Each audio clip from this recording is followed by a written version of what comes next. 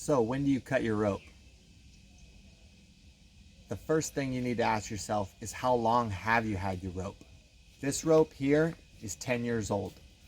I'm comfortable with using my ropes for up to 10 years because they're for private use, not for commercial use, like for guiding people. I'm going to show you a quick, easy way to cut your rope and the tools you need to cut it with. First thing you want to do is find your middle point and where you're going to cut the rope. The way you do that is you take the end of your rope, all right, hold it in your hand and run your rope through till you get to the other end. Finding your middle point can take a little while, so you need to have the patience to do so. So I think this helps teach me patience. Once you've ran the rope all the way through and you found the other end, take it, meet the two ends, tie a knot in it. Okay, one's gonna be a little longer than the other, but that's okay. There's not much error there.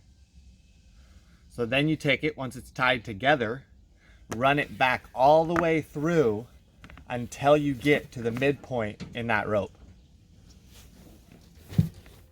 You'll know that you're at your midpoint when you have a loop of rope or a bight of rope in your hand and you've ran it all the way through to the other end of your rope.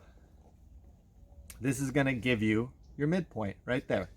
That's where you want to cut your rope.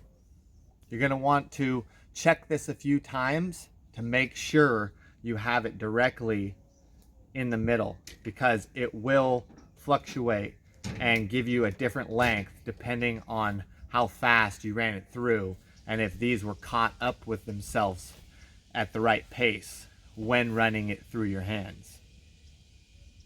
So you're going to need a few tools when cutting a rope. The tools that I used is pretty simple. Pair of pliers. Make sure these pliers are not flat on either side, and there is this small hole right there. Also, make sure the pliers are of adequate size and they're not some little dinky pliers. You also want a pair of wire dikes to cut the wire. Electricians use these, and you can find any of this stuff at your local Home Depot or Ace Hardware. And some tape. You're gonna need some tape. You can also use, this is electrical tape. You can use electrical tape. You can also use first aid tape, the rough first aid tape that comes in any first aid kit. You want to tape the ends of the rope very tightly, and I'll get into that in a sec.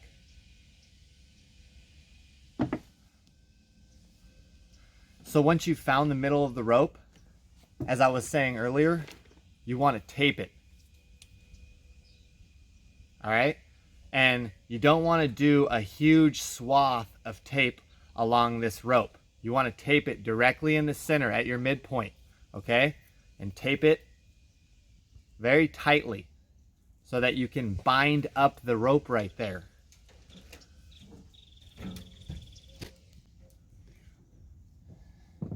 Take your wire cutters and cut the tape underneath it. This will help you tear it apart and not ruin your tape.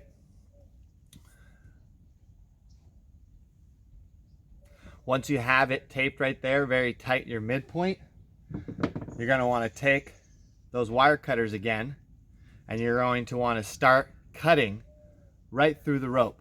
The reason why you use these wire cutters is because they cut things directly in half.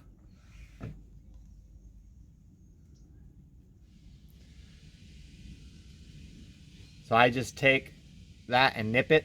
Just a second. Kula, come on, come back. Good boy. Yeah. and you clip your rope. And I've clipped halfway through that thing.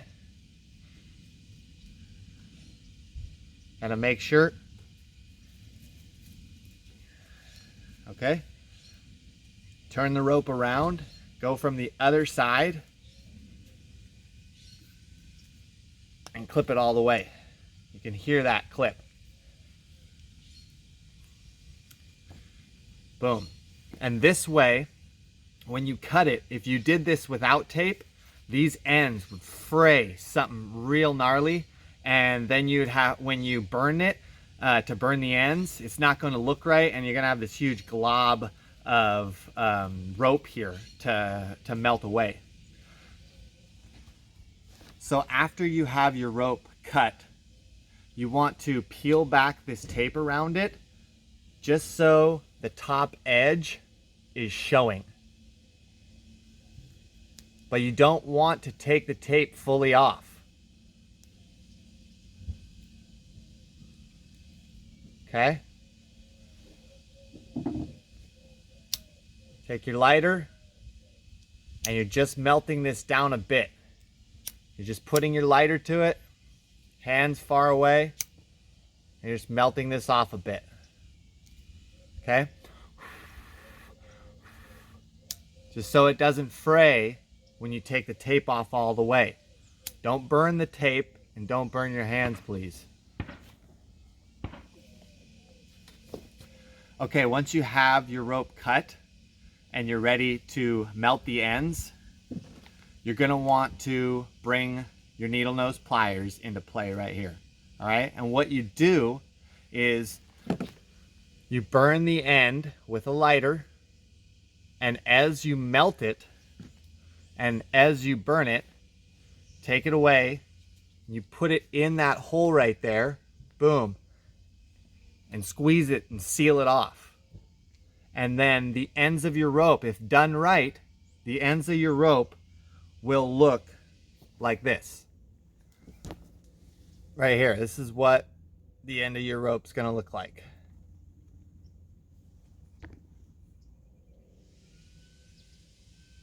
So when melting off the ends of your rope to reduce fray, you want to make sure you have it over an area that you don't care so much about. You don't want to be in your house.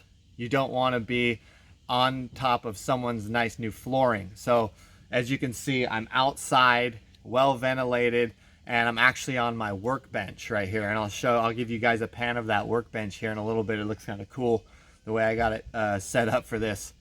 So what you want to do is melt off your ends so that you don't have frayed ends, right? So stick it over the right area, well ventilated, and start melting. And you want to twist and turn this rope as you do it, so you're not burning it all in the same area, okay? And using gravity helps, because then it will just melt back onto itself. And once you have this whole thing charred and blackened, that's when you want to go for your pliers and stick it in your pliers. And a little edge will stick out the back, that's okay. Cut that off. Boom, just come through, nip that off. If you can't get it with those, that's why you use wire cutters. Cuts things real clean. You nip that off. You get that one time with your lighter right there. Boom, and you're good to go. Boom, and now you have a fully sealed an end of a climbing rope. And that's a quick and easy way to cut your rope.